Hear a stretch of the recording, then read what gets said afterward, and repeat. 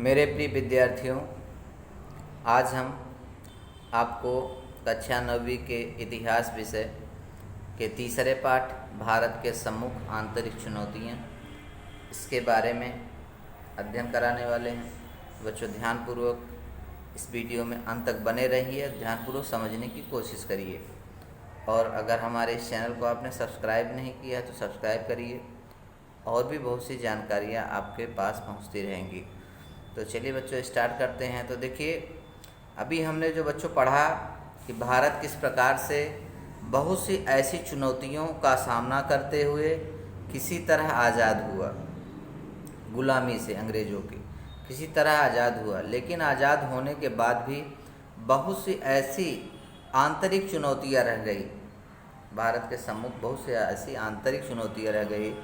अब उसको किस प्रकार से निपटाया जाए या निपटा जाए उससे, ये समस्याएं क्या आ गई, भारत सरकार के तहत आ गई। तो इसमें जो भारत में सम्मुख सबसे पहले क्या थी, सम्मुख आई जो चुनौती थी वो अलगाववादी, पृथकतावादी आंदोलन आया। फिर पूर्वोत्तर भारत की समस्या आई, फिर नक्सलवाद आया, धर्मवाद आया, प्रादेशवाद, जैसे ये सब आंतरिक चुनौती आई। अब ये आंतरिक चुनौतियाँ क्या हैं बच्चों, इनसे निपटना बहुत बड़ी समस्या होती है। बाहर से लोगों को निपटना जो है एक तरह से कुछ सरल भी रहता है, लेकिन आंतरिक जो चुनौतियाँ होती हैं वो बहुत ही गंभीर होती हैं, उससे निपटना बहुत ही मुश्किल होता है। तो किस प्रकार से भारत इन चुनौतियों का सामना किया, इसका हम अध्ययन करने वाले हैं। तो पंजाब में असंतोष, सबसे पहले भारत आज़ाद होने के बाद भारत सबसे पहले पंजाब में असंतोष फैला। पंजाब राज्य के सम्मुख राजनीतिक दल अकाली दल ने 1973 में आनंदपुर साहिब प्रस्ताव पारित किया। इस प्रस्ताव के अनुसार चंडीगढ़ पंजाब को दे और अन्य राज्यों को पंजाबी भाषाई प्रांत पंजाब में समाविष्ट करे।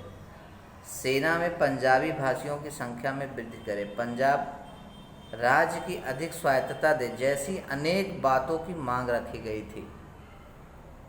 तो 1970 में अकाली दल की सत्ता ग्रहण करते ही अपनी पुरानी मांगों के साथ नदी के जल बंटवारे में पंजाब को अधिक पानी दिया जाए तथा अमृतसर को पवित्र शहर का खिताब दिया जाए, जैसी मांगें रखी गई। तो 1980 में पंजाब में स्वतंत्र खालिस्तान आंदोलन ने जोर पकड़ा।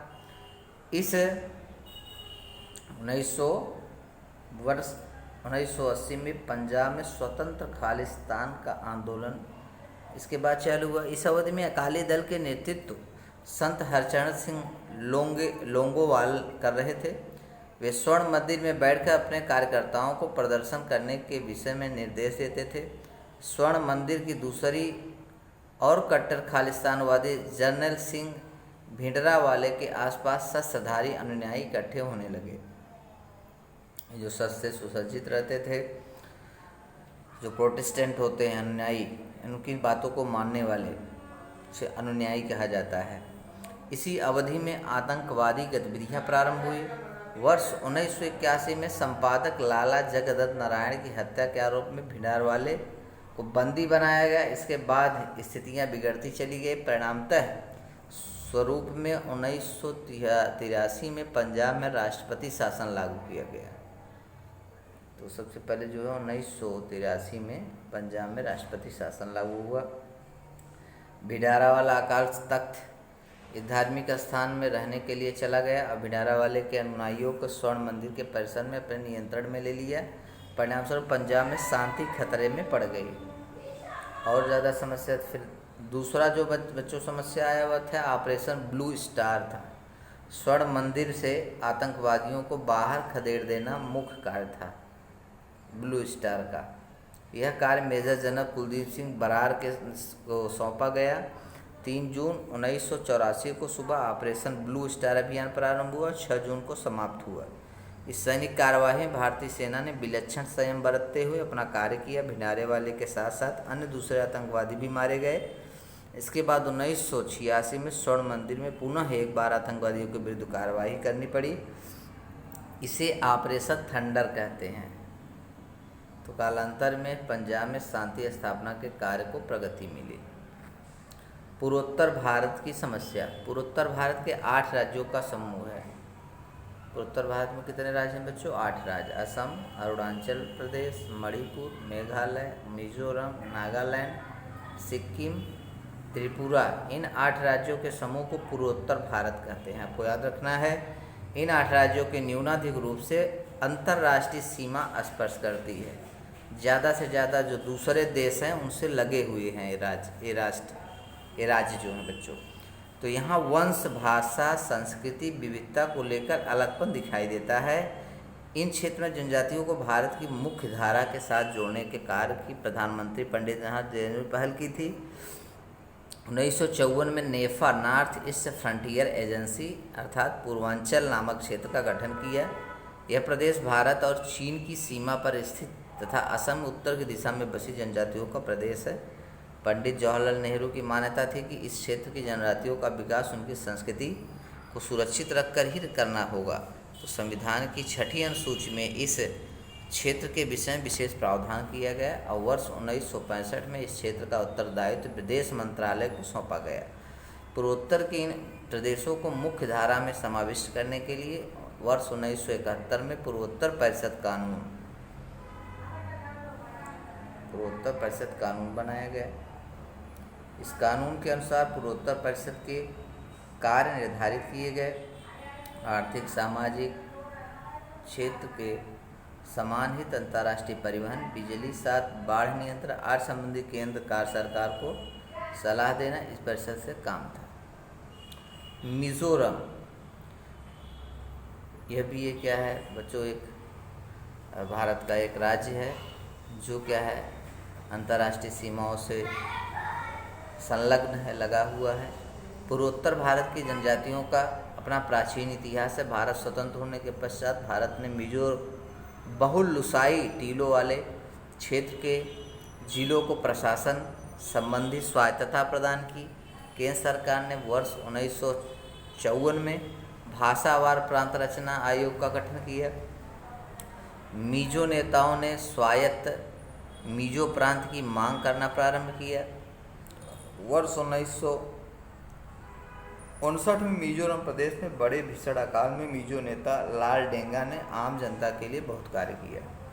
तो 1961 में लाल डेंगा ने मिजो नेशनल फ्रंट MNF संगठन की स्थापना की। लाल डेंगा त्रिपुरा, मणिपुर, लुसाई टीलों के मिजो बहुबल प्रांतों के लिए ग्रेटर मिजोरम अर्थात स्वतंत्र राष्ट्र की मांग की।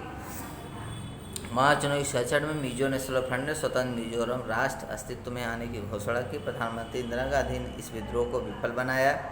1972 में परिस्थिति सामान्य हो जाने पर मिजो बहुल क्षेत्र को संघ शासित प्रदेश का दर्जा दिया गया और 1985 में प्रधानमंत्री राजीव गांधी और फ्रंट के बीच समझौता हुआ और मिजोरम को स्वतंत्र राज्य का दर्जा दिया गया।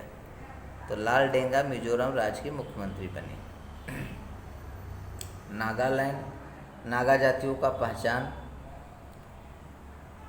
योद्धा जनजाति के रूप में बनी हुई है। तो पूर्वोत्तर हिमालय, नागा टीले, असम और म्यांमार से सीमावर्ती नागा जनजाति बसती थी। तो वर्ष 1946 में कुछ पढ़े लिखे नागा युवाओं ने नागा नेशनल काउंसिल NNC नामक गठन की स्थापना की। आगे चलकर उन्होंने नागालैंड स्वतंत्र राष्ट्र रूप में मांग की।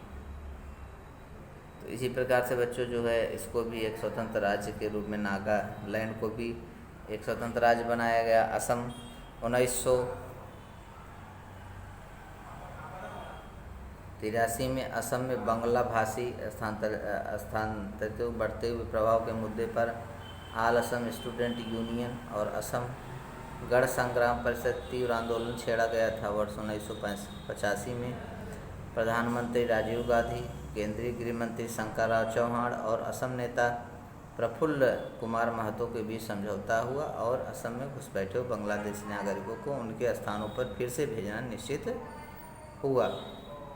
अरुणाचल प्रदेश वर्ष 1954 में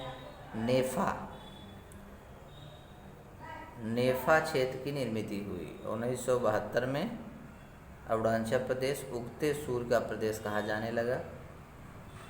1972 है, तो 20 जनवरी 1987 को इसे स्वतंत्र संघ राज्य दर्जा दिया गया। तो वर्ष 1960 से 2000 की अवधि में पूर्वोत्तर भारत की यात्रा लोकतंत्र के परिपक्व होने में चलती है। यह केंद्र सरकार द्वारा चलाई गई विशेष योजना औद्योगिकरण और शिक्षा के प्रचार प्रसार कारण प्रगति पथ पर आगे बढ़ रहा है। नक्सलवाद देखिए बच्चों क्या होता है। यह नक्सलवादी आंदोलन, यह आंदोलन पश्चिम बंगाल के दार्जिलिंग जिले के नक्सलबारी से प्रारंभ हुआ और नक्सलवादियों के अल्प भूधारक किसानों और खेत मजदूरों को संगठित किया और 1967 में नक्सलबारी क्षेत्र में कुछ कृषि क्षेत्र के चारों ओर लाल झंडे रोककर फसलों को अपने नियंत्रण में कर लिया और विद्रोह से प्रेरणा लेकर जो आंदोलन हुए उन्हें नक्सलवादी आंदोलन कहते हैं। नक्सलवादी आंदोलन कहते हैं।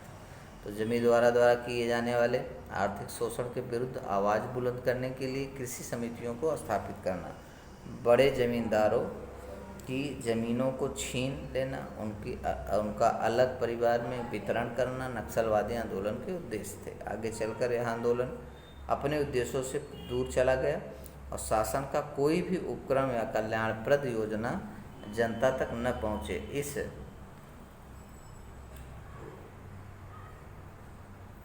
दृष्टि से नक्सलवादियों ने आतंकवाद की शरण ली। नक्सलवादी समांतर व्यवस्था निर्माण करना प्रयत्न करने लगी। इसी प्रकार नक्सलवाद देश के आंतरिक सुरक्षा के लिए चुनौती के रूप में सामने आया। ये सब बच्चों क्या था, ये सब समस्याएं थी नक्सलवाद की। संप्रदायवाद हमारे देश की एकता और एकात्मक सम्मुख एक गंभीर चुनौती है। संकीर्ण धार्मिक दुर्भिमान संप्रदायवाद को जन्म होता है। अंग्रेज़ों ने हमारे देश में संप्रदायवाद के बीज बोए और हमारे देश में विभिन्न धर्मों के लिए विगत कई शताब्दियों से परस्पर स्नेह सौहार्द के साथ रहते आए हैं। किसी देश में विभिन्न धर्मों के लोगों का रहना और अपने अपने धर्म के प्रति उचित गौरव का भाव रखना कोई बुरी बात नहीं है, परंतु जब धर्म का गौरव भाव अतिवादिता को लांघ दे जाता है तब उसका रूपांतर दुराभिमान अथवा कट्टरता में होता है। परितः धर्मांधता उत्पन्न होती है और धर्मांधता ही संप्रदायवाद की नींव होती है। ये सब बच्चों जो समस्याएं था, प्रदेशवाद होता है। प्रदेशवाद जो है अपने देश के प्रति अति दुराग्रह अथवा अभिमान रखना, अपने देश के प्रति दुराग्रह अथवा अभिमान रखना प्रदेशवाद कहलाता है। जैसे मैं बंगाली हूँ, मैं मराठी, इसमें अपनी पहचान करना अलग बताता है, परंतु मैं बंगाली अथवा मैं मराठी हूँ इसलिए मैं दूसरे प्रांत के लोगों से श्रेष्ठ और विशिष्ट हूँ, इस तरह की भावना रखना अनुचित प्रांताभिमान होता है। तो अपने प्रदेश के प्रति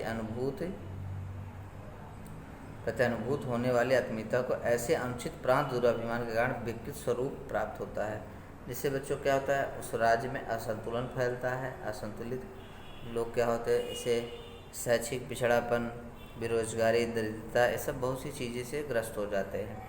तो ये सब नहीं होना चाहिए, प्रादेशवाद नहीं होना चाहिए, क्योंकि हम क्या हैं, भारत के नागरिक हैं। सबसे पहले हमको यह समझना चाहिए कि हम एक भारत के नागरिक हैं और भारत के नागरिक होने के कारण हम किसी भारत के किसी राज्य में जा कर के रह सकते हैं, हस्तांतरित कर सकते हैं, हस्तांतरण कर सकते हैं और हर एक नागरिक का कर्तव्य होता है और उस कर्तव्य को सब नागरिकों को निभाना चाहिए। तो यही सब बच्चों क्या होता है, चुनौती थी। इस चुनौती का धीरे धीरे सामना करते हुए भारत जो है आज़ादी के बाद ये सब समस्याओं का बहुत सा सामना किया और धीरे धीरे अपनी प्रगति किया। आज ये सब चीज़ें क्या हो गई हैं, अंततः ख़त्म तो नहीं हुई है, लेकिन इसमें बहुत से जो है सुधार हो चुके हैं। तो आज के लिए बच्चों इतना ही। ध्यानपूर्वक इसको देखिए और समझने की कोशिश करिए। धन्यवाद।